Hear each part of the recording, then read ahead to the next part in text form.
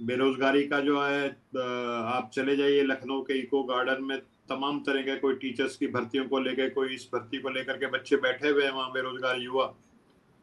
और बहुत सारे युवा ऐसे हैं जो क्वालिफाइड हैं, मान लीजिए उनके पास बीटेक की डिग्री है, इंजीनियर है, लेकिन वो टैक्सी चला रहे हैं।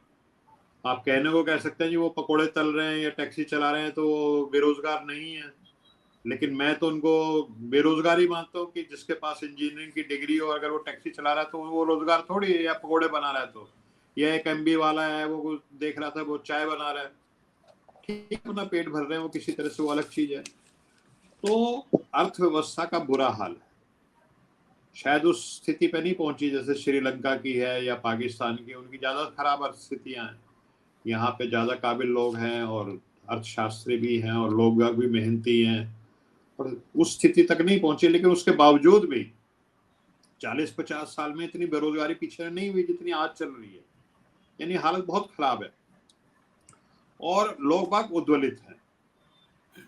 पिछली बार भी जब मोदी जी दोबारा सत्ता में आए तो 37% वोट उन्होंने लिए थे, और मुझे नहीं लगता कि पिछले 2-3 साल जिस तरह का उनका हुकूमत चली है कि वो 37% जो लोग जिन्होंने इनको वोट दिया था 2019 में, वो अब इनके साथ बरकरार है, मुझे ऐसा लगता नहीं है।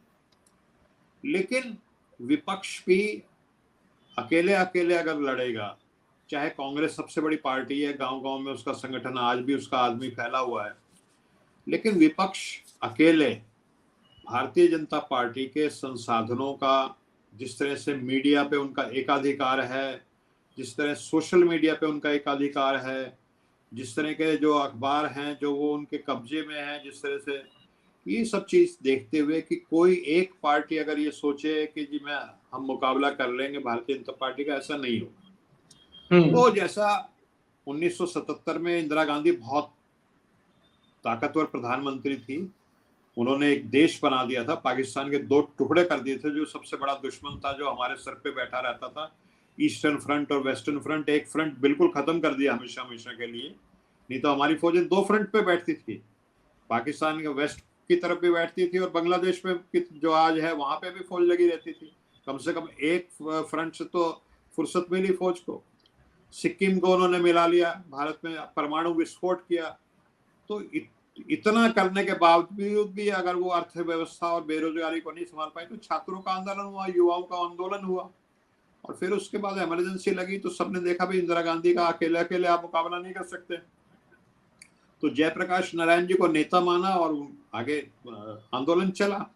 तो आज भी स्थिति जो है वो उससे कम भयंकर, जैसे रंजना जी ने भी कहा, उससे कहीं ज्यादा भयंकर स्थितियां हैं।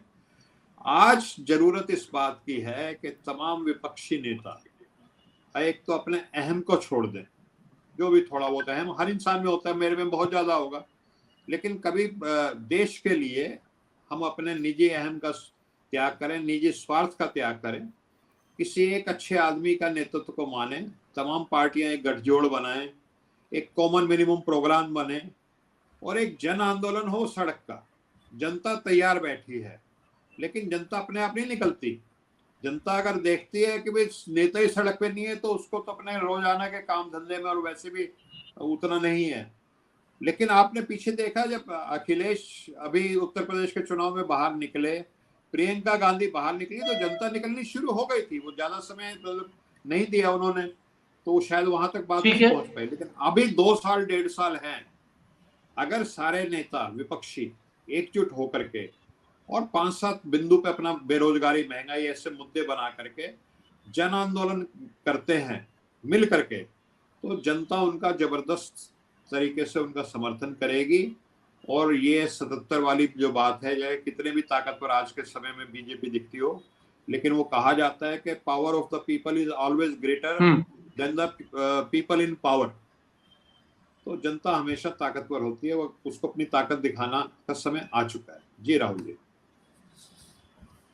और आप हमसे जुड़े रहने के लिए सब्सक्राइब करें YouTube पर, फॉलो करें Twitter पर और लाइक करें Facebook पर। और ज्यादा जानकारी के लिए आपको टाइप करना होगा सिर्फ न्यूज़ नशा।